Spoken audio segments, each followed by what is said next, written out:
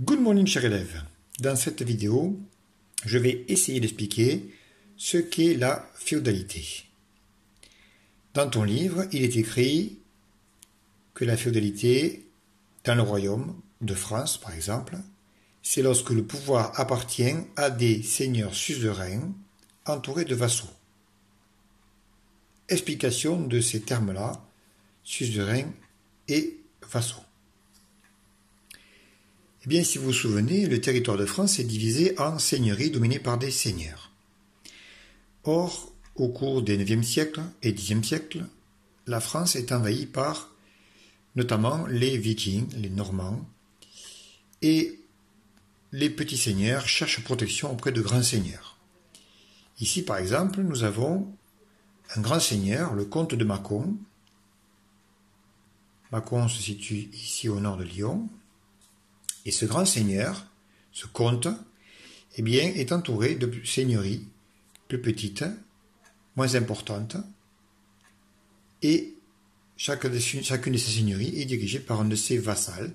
Donc on a ici les seigneuries des vassaux du comte de Mâcon, c'est-à-dire des seigneurs qui sont inférieurs au comte de Mâcon et qui reconnaissent sa supériorité. Ce rapport de supériorité entre un suzerain et son vassal, eh bien, se tisse au cours de la cérémonie de l'hommage. Vous avez ici une représentation de cette cérémonie, au cours de laquelle les deux personnages vont se lier par un rite bien précis. Donc, d'abord, le suzerain demande à son futur vassal s'il veut devenir son homme, son vassal, sans réserve. Et le vassal lui répondre « je le veux ». Ils mettent les mains jointes et ils s'adressent un baiser, symbole d'accord. Ensuite, le vassal doit promettre des choses à son suzerain et en contrepartie, le suzerain va offrir des choses au vassal. Ce tableau dans votre livre résume assez bien ce que doit chacun à l'autre. Le vassal doit à son suzerain, donc à son supérieur, l'aide militaire, l'aide financière, notamment s'il est capturé, et le conseil. En contrepartie, le suzerain, donc le supérieur, doit à son seigneur inférieur la protection, la défense en justice et l'entretien en lui fournissant un fief, c'est-à-dire notamment en général une terre.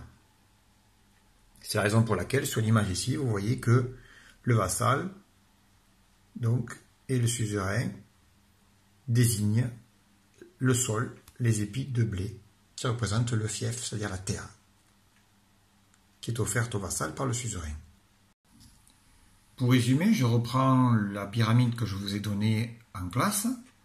Nous avons ici la cérémonie de l'hommage. Donc, le suzerain et son vassal s'unissent, chacun promettant à l'autre des choses. Donc, je rappelle, le suzerain doit à son vassal des choses, et en contrepartie, le vassal doit à son suzerain des choses aussi. Alors pourquoi j'ai fait cette pyramide? C'est parce qu'en fait, cette relation entre un vassal et un suzerain se reproduit à différents niveaux.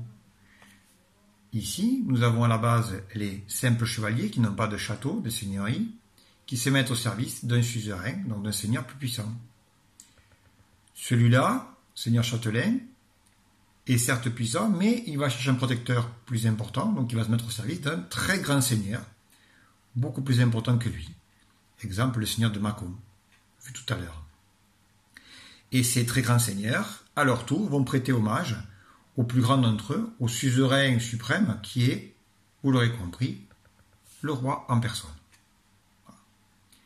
Et pour rappel, donc j'ai mis à la base que cette relation d'homme à homme, de personne à personne, on la retrouve également tout à fait en bas. Rappelez-vous, les paysans qui cultivent les terres doivent aides, taxes et corvées à leur seigneur, et en échange, cela leur offre des tenures, donc des terres, qui leur louent, une protection et la justice. Ainsi donc, on a une pyramide qui se forme des couches sociales les plus basses, les paysans, jusqu'au sommet, le roi. Sauf que à cette époque, le roi est encore très faible, et dans votre chapitre, vous avez dû voir que son pouvoir s'affirme progressivement. On verra ça dans une prochaine vidéo.